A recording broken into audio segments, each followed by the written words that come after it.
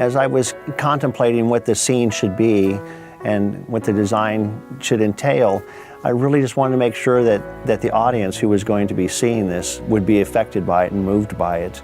I wanted to create something that wasn't just your typical stained glass or just a stained wall that had a theme to it. I started thinking about the actual history of it, and we discussed, the team, we all discussed that a great solution would be to actually get back into the historic aspect of stained glass and this glass wall. We knew that the wall presented a lot of problems in the fact that it's an interior wall. It's not your traditional quote-unquote stained glass. We don't have the advantages to the backlighting. So what we decided was to approach it with a faceted glass concept. And faceted glass is a very ancient technique where they actually took chunks of glass, of colored glass, and it's almost a mosaic type of abstract design. So that was really kind of our inspiration, was to go along that line.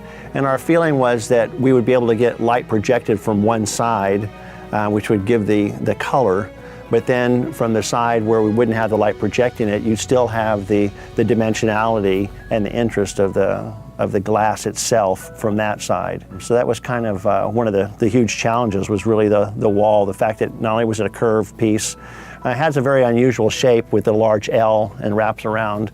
Many of the other challenges that were there was the fact that part of the scene you'll see in the very beginning as a whole, but you won't ever see the entire picture at one time. It's not until you actually walk around the wall where the rest of the scene reveals itself. And then on the opposite side, when you actually go inside the chapel, it presents a whole other set of problems, you know, because you're looking at it all as a whole. It's in a darker space.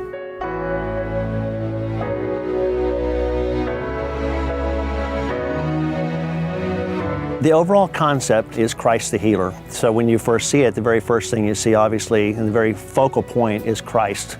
And he's reaching out, he's laying his blessings on a mother and child. To me, it was very important to capture the mother and child. To me, that scene symbolizes the nurturing aspect of a mother and a child together. I thought of several other characters that could be there at the time, but it just seemed like, you know, having Christ with a mother and a child, it showed that symbolism of, once again, of Mary and a child. Maybe there's a little extra depth there.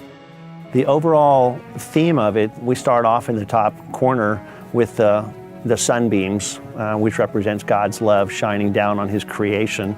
Below that is the Holy Spirit kind of hovering above, looking over everything from above. And then we've got the 3 red ribbons, which symbolize the Trinity, and they're red, which is inspired by Christ's blood shed for us.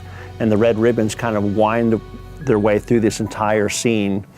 The overall rest of the scene shows people coming from all walks of life. There's young and there's old, there's the healthy and there's the crippled, and there's the children, there's the unaware that don't even know that it's happening. One of my favorite portions of the whole scene is a little girl that's kind of hidden back underneath the leaves, and she's got this little butterfly in her hand, and she's just kind of caught up in her own little world. She doesn't realize that there's this amazing miracle that's happening over in the other side of her world, but she's kind of caught up in her own little piece of God.